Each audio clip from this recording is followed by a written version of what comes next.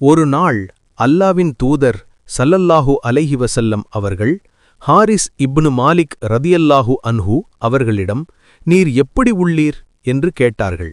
அதற்கு அவர், அல்லாவின் கிருபையால் நான் உண்மையான மூமினாக உள்ளேன் என்று கூறினார். நபி ஸல்லல்லாஹு அலைஹி வஸல்லம் அவர்கள், உமது ஈமானின் உண்மை நிலை என்ன என்று கேட்டபோது அவர், என் உள்ளத்தை துன்யாவிலிருந்து நீக்கிவிட்டேன்.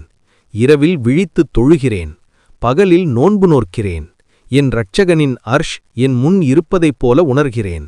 சொர்க்கவாசிகள் சந்திப்பதைக் காண்பதைப் போலவும் நரகவாசிகளின் கூக்குரலை கேட்பதைப் போலவும் என் மனம் எப்போதும் ஆகிரத் சிந்தனையில் உள்ளது என்று கூறினார். இதை கேட்ட நபி ஸல்லல்லாஹு அலைஹி வஸல்லம் அவர்கள், இவர் உள்ளம் ஒளிமயமாக்கப்பட்ட உண்மையான மூமின் என்று பாராட்டினார்கள்.